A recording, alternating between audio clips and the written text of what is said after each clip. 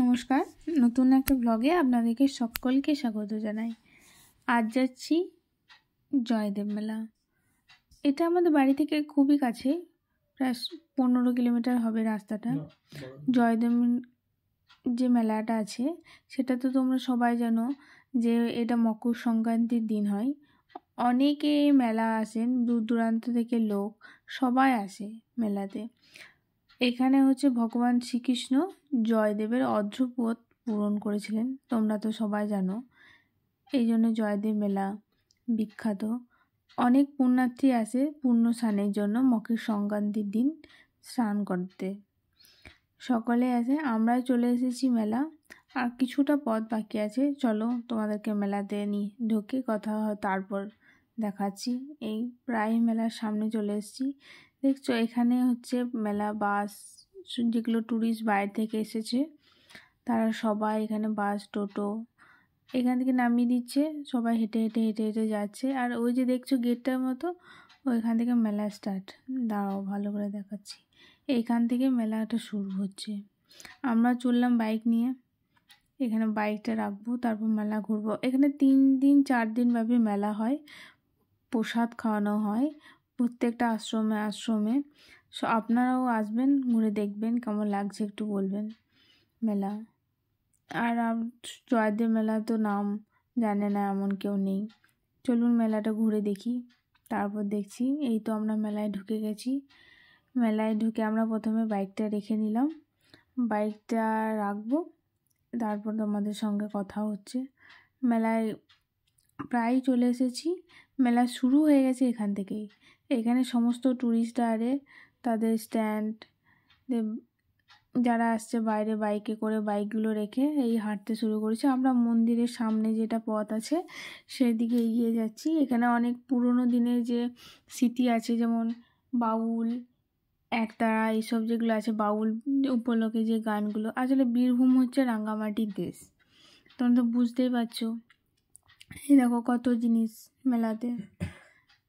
এই আমরা মেলা চললাম, মন্দিরের সামনের দিকে এগিয়ে যাচ্ছি।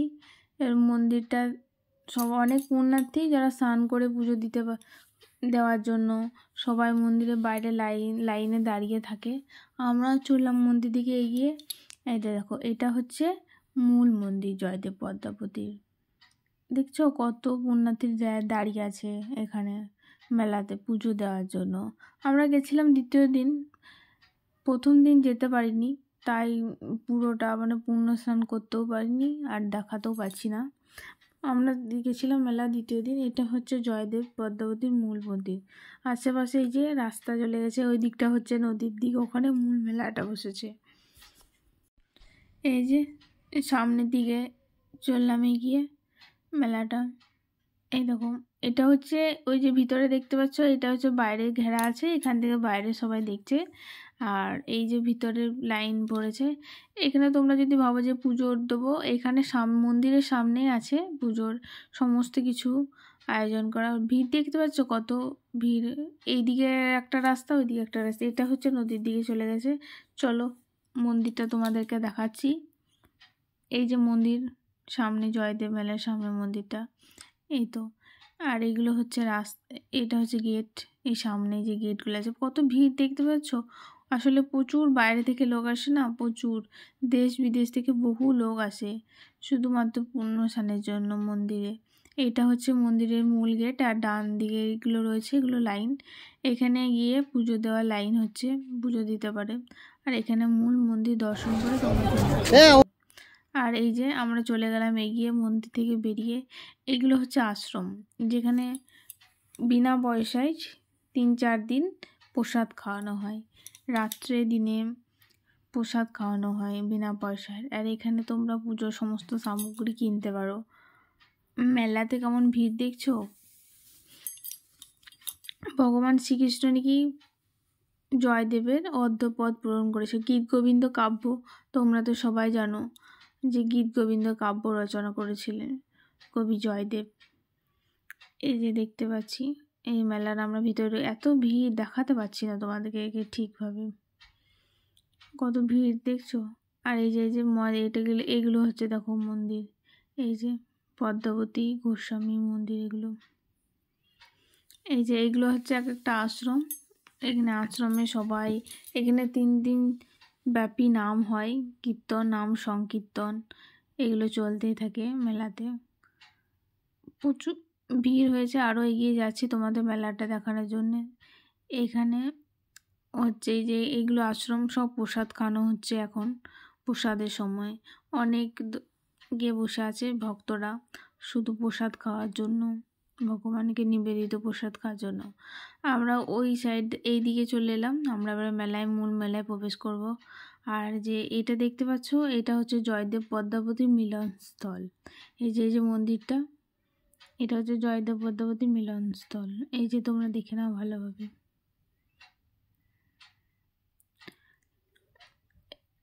এবারে আমরা যাব প্রসাদ নেওয়ার জন্য। বসে প্রসাদ একটু আমরা খেয়ে নিলাম, ভগবানের আশীর্বাদে প্রসাদ পেয়ে গেলাম। এই কত ভক্তরা দেখছো প্রসাদ খাচ্ছে। এবারে মূল মেলায় চলে আসব। এই যে রাস্তাটা রয়েছে, এটা হচ্ছে নদীর দিকে চলে যাচ্ছে, আর এইখানে মূল মেলাটা বসেছে।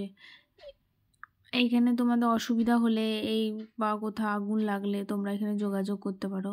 আর এই সাইডটা রয়েছে, এই সাইডটাতে নদীর দিকে চলে যাচ্ছে। নদীর ওই সাইডে অনেক মেলা আছে, পুরো মেলা তো একদিনে ঘুরে দেখানো সম্ভব নয়, কিছু কিছু তোমাদেরকে পার্ট দেখাচ্ছি। দেখতে পাচ্ছ কীরকম পরিমাণে লোক এসছে আর কী পরিমাণে ভিড়, কত পুণ্যার্থী বাইরে থেকে এসছে। এই তো মেলাতে কিছু জিনিস তোমরা দেখে নাও। এবারে আমরা আবার নদীর ধার থেকে চলে আসছি, নদীর দিক থেকে। আর এই যে হচ্ছে পুলিশ ক্যাম্প, কারো যদি কোনো প্রবলেম হয়, কোনো রকম সমস্যা হয়, পুলিশ ক্যাম্পে যোগাযোগ করার জন্য। চলুন এবারে বাড়ির ফেরার পালা মনে হচ্ছে, অনেক দেরি হয়ে গেছে অনেক।